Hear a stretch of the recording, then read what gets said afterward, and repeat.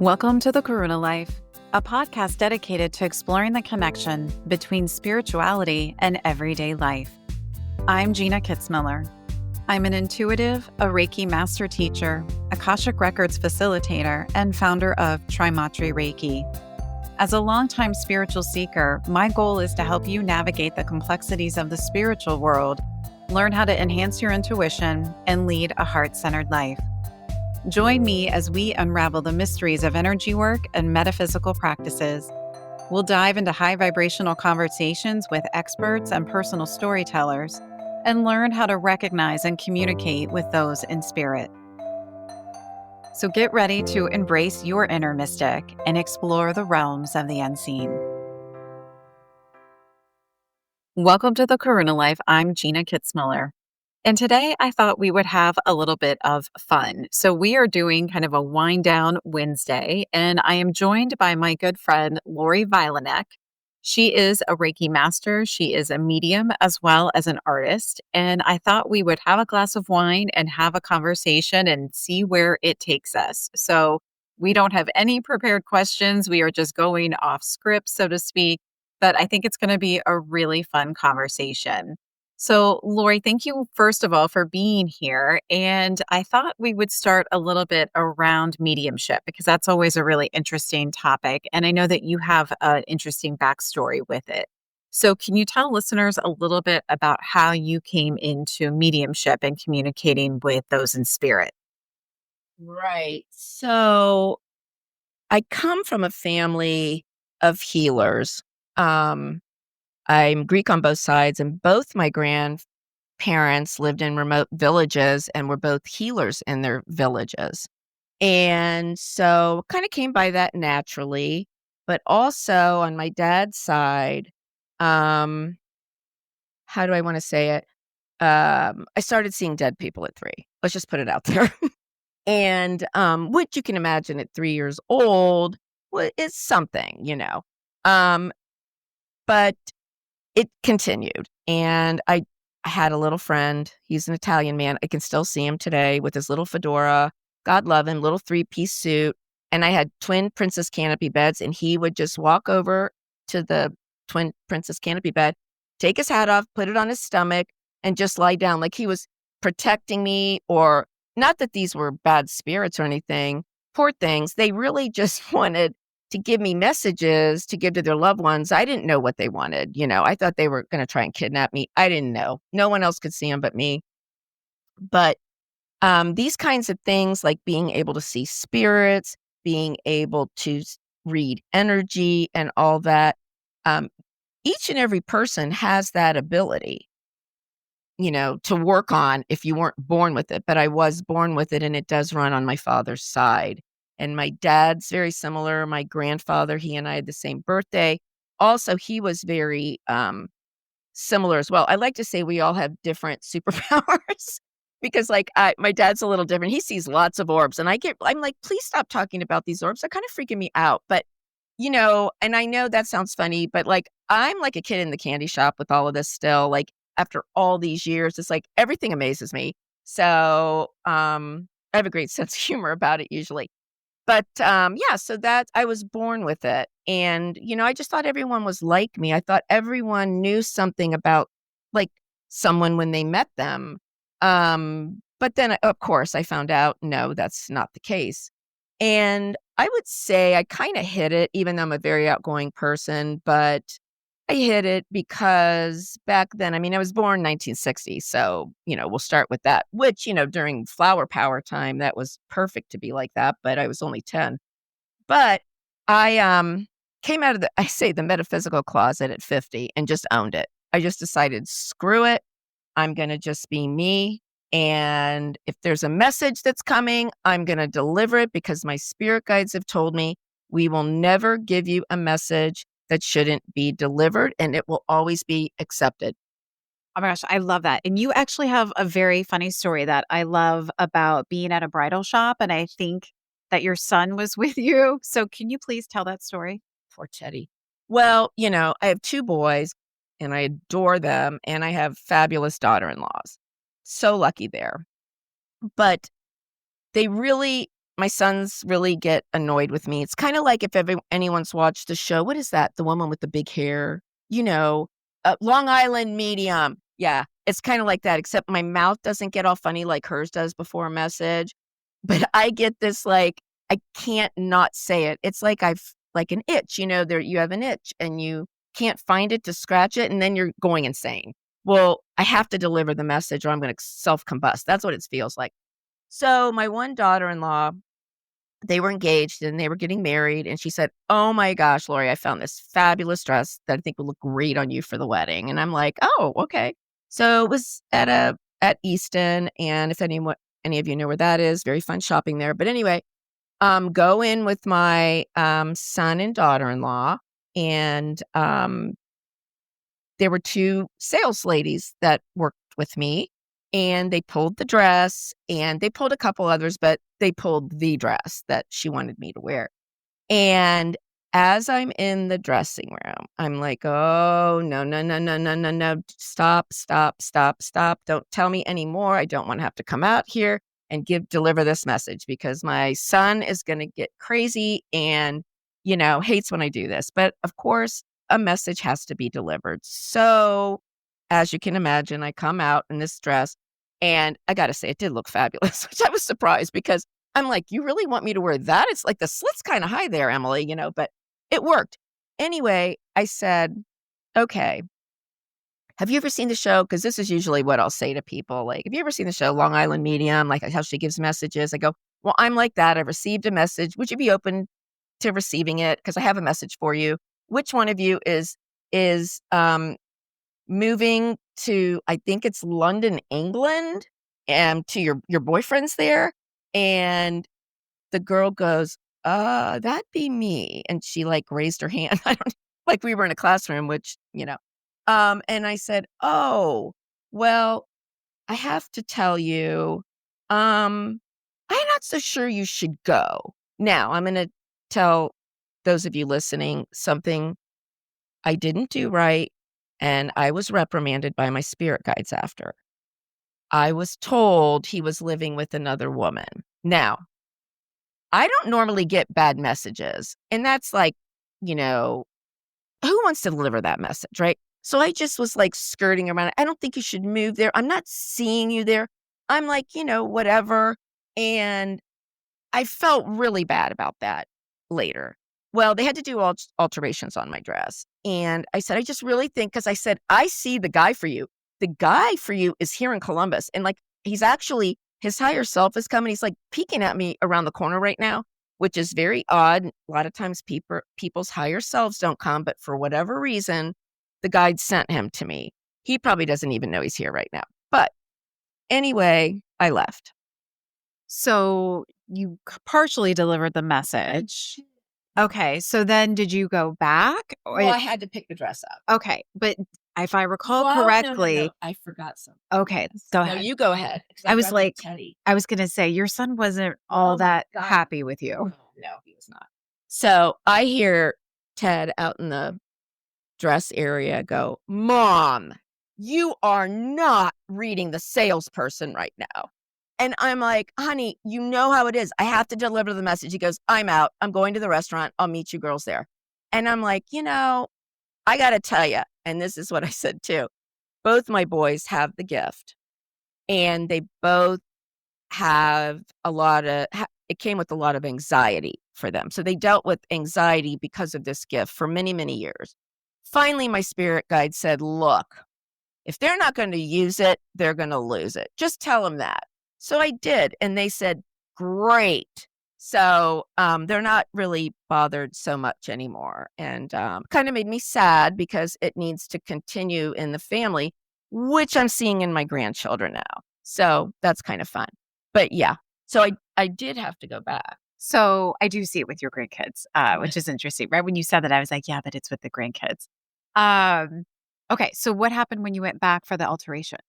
So I go back and I was hoping this girl would still be there, but no. They go, "Oh my God, we've been waiting for you to come back to tell you what happened." And they go, "She went against her better judgment," and her sister had also told her, "Don't go." So see, her sister had a little spidey sense there, whatever. And so she went and she got over there and he was living with this other woman. And I'm like, oh God, how horrible. And, I said, I kind of knew that I didn't want to hurt her feelings, yada, yada, yada. And so she's since come back and is dating someone from Columbus, but she's not working at the store anymore because they didn't have any openings by the time she got back. And so now I've learned no matter what I hear, and I'm giving it just as they say it. I make no apologies for it. It is what it is. I love that. And I do find, I don't know how to describe that impulse, but I have that too, particularly in sessions. And there was one time with someone, and I'm going to see if I can phrase this so I don't disclose anything, where a loved one was coming forward and the person was not acknowledging who it was. And it was someone that was coming forward as a parental figure. And they kept saying like, no, that can't be. I don't get along with my parents. And it turned out it was a different relative that had been in the role of a parent. And Yes, so that happens. And then and you have to think of yes, that. and so they kind of kept at me, and I was even telling my guides, like, would you stop? Like they're not receiving this. Like, and they were like, no, just keep trying like one more time. And then when it clicked, it clicked. But I do think in your story that's interesting about the sister, because I think oftentimes the guides will drop information or little tidbits into those who are around them to try to get messages to the person. And it sounds like maybe the sister was receiving it, but she wasn't willing to hear it. I totally agree. And I also think that, again, anyone can be awakened. I mean, we all have this ability. I say this to being an artist. I hate when people say, oh, I can't draw anything. Okay, that makes me crazy because we're all artistic. You just have to find your medium. And actually, I see in a lot of people's soul that portion really missing in people's lives. But it's the same with being, the way I am, a medium and reading energy and everything. You all know it's like you get that gut feeling. And when you don't follow that gut feeling, you always say, I knew it. I knew it. I knew I shouldn't have done it, but I went ahead and did it anyway. So that's your first marker to realize you have it in you. But also you can do things to expand on that. Gina and I both took Reiki, and Reiki really opened us to more than who we were already, but really opened the channels a little more for us to do some different things. And that was really fun. But you all have it within you. Reiki tends to be a springboard and a calling. Like, you usually are called to it. Like, you're a healer and you want to go there. And then it kind of goes from there. No, I agree with that. And I think that for those who feel called to it can be really kind of that gateway is the way when you were talking about it. It's this gateway in, and not everyone who takes a Reiki class or has a Reiki attunement has to be a practitioner. And I think sometimes people forget that. It's like there's a lot of people that do a lot of good just simply by understanding energy. They may have a completely different way that they work with it. And it doesn't have to look the same because I think sometimes I get almost a little bit like it feels like not everyone has to be a Reiki practitioner, right? You might take it and do something completely different. You might use it in your artwork. You might use it in a different format that you're still putting that energy in, or just having that understanding and intuitive piece can really, I think, be helpful for people. Would you agree with that? Oh, I totally agree with you. And, it's once and it's not necessarily you have to do Reiki first. It just kind of is interesting how a lot of people start there and it becomes a springboard. But there's also other forms, meditation and other things you might be found drawn to that you receive messages from. Gina did a great workshop. It was intuitive writing. I'm sorry. Yes, automatic writing. But but intuitively, you wrote down, automatic writing, which always fascinated me. And you just like sit with yourself. And then, like, the way she explained it, she walked you through it, this workshop, and it was unbelievable. Like, you just write the first thing that comes in your head and you just keep writing. Like, don't second guess it. Like, you just keep going really fast, because if you second guess it, you're going to stop that channel And also, you'll stop the message. It's meant to be, it might not even make sense when you read it, but I promise you, if you sit with it and come back to it, maybe even a day later, it will make a lot more sense to you. And so there are many different avenues of opening those channels for people. Yeah, thank you. And yeah, maybe I'll probably be doing another workshop Oh, in I the know. fall, just because I love automatic writing so much. But I think the one thing that I always tell, students too, is that I think people think that at some point you lose that little voice or the skeptic. And I don't know about you, but for me, that has never fully gone away. It's that you kind of learn to turn the volume down to it and to say, like, there's always that little bit of doubt, or, you're going to say this and it may not resonate, but it's kind of just learning to be like, okay, that's fine. It might not, but I'm going to deliver the message anyway. Right.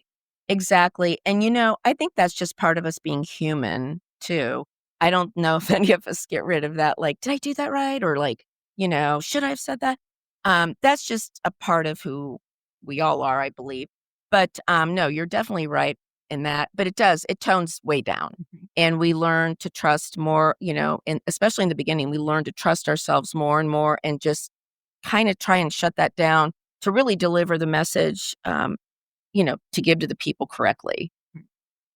So you owned your own business in McConnellsville. You started your own Reiki practice, had that for several years. And then I know you relocated back up here to Columbus. But in starting that business and kind of taking that leap, I know you've always said that, like, your guides were just like kind of firm, like, you're just going to do this. You knew Yeah. you were supposed to do it. Well, what was the hardest thing? Did you ever have that like imposter syndrome of like, Yes. oh my gosh, I can't believe I'm doing this? Yes. I've actually had it twice. That imposter syndrome's a real thing. It's kind of strange like that. But yes, and I had to remind people that, I had many people thank me and thank you, you've healed me or whatever. And I constantly would say this: I did not heal you. You healed yourself. I gave you the energy and your body and your mind, or, whatever it was you were needing in that session, because Reiki is for everything and anything.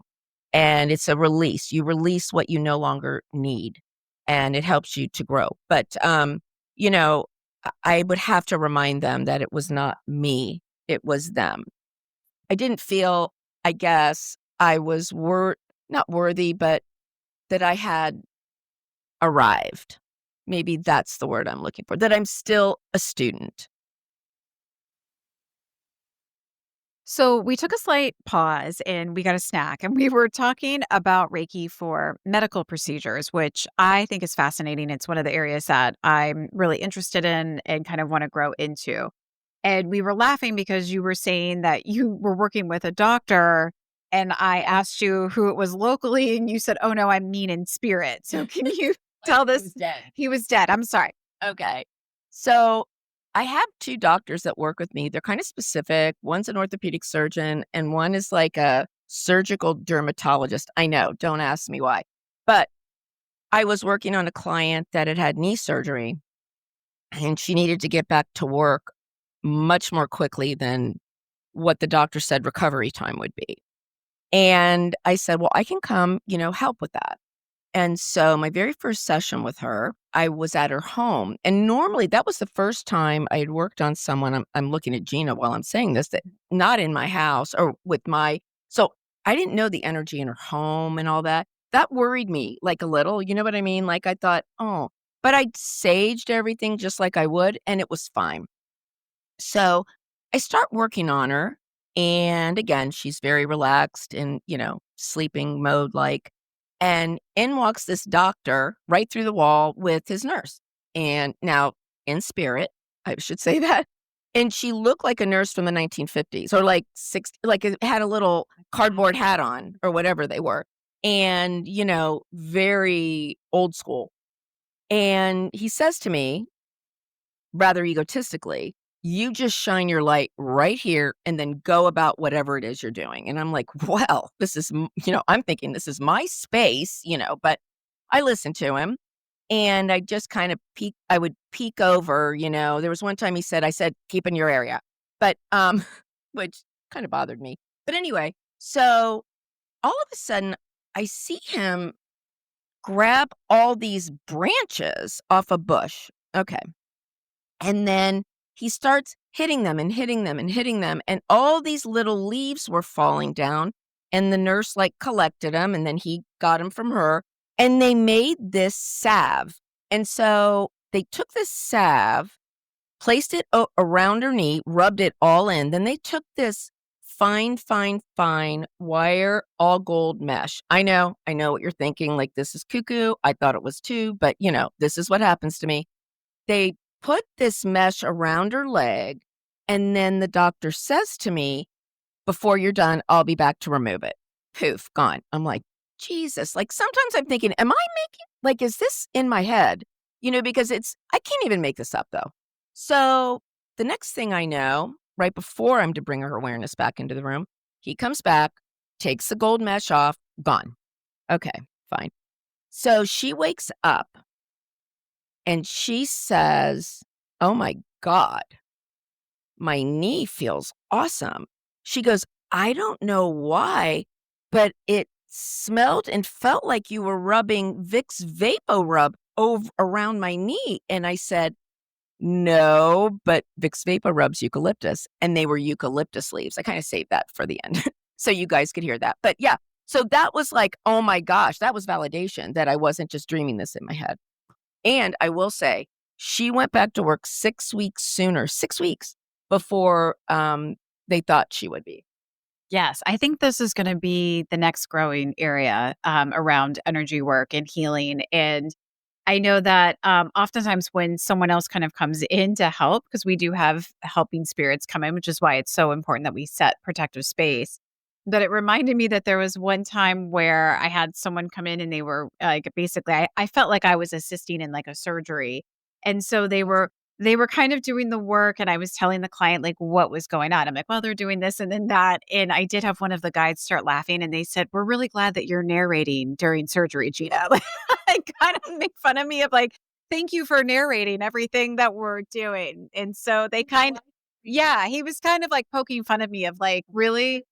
No, sometimes they don't. And you can tell they'll tell you like, be quiet, like kind of focus. Yes, there's actually a woman in Florida, believe it or not. I don't know if you know about this. She has people come to her home and she tucks them in bed. I don't know how many. I love it. Yeah. I don't know how many bedrooms or beds she has. And then she is very attached to a group of doctors, like spiritually. And she tucks you in and you wake up like healed. I mean, maybe not healed. I don't know, but it's supposed to be quite the experience. Well, as we all know, I'm trying to manifest to move to Florida, Lori. So we're going to put it out there that This is, you can manifest. I would like to. That would be a good job. What advice would you have for someone who's brand new that's coming into energy work? Maybe they haven't taken Reiki before.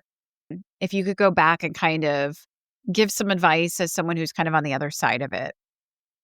Here's what I would say. If you don't have anyone that supports you in your journey, I should say, like into this kind of journey, because we all have journeys.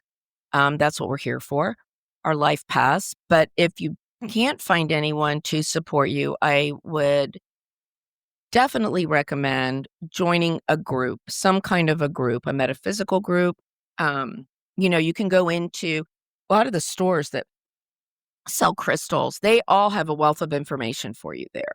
They could tell you, like, they might even have meetings at their place. I would say I would start there so that you feel you're not alone. And then I think you will figure it out, because once you get on that path, you'll be amazed how doors just kind of open for you.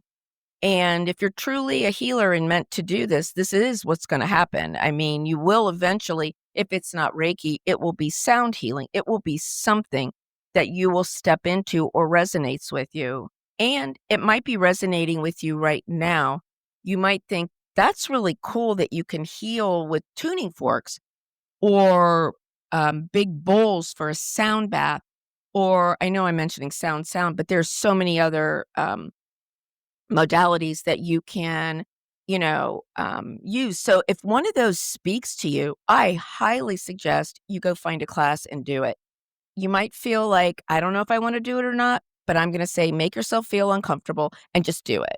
because it's already been brought to you, that the fact that you're even thinking of possibly doing it. So I would say jump in with both feet and don't look back.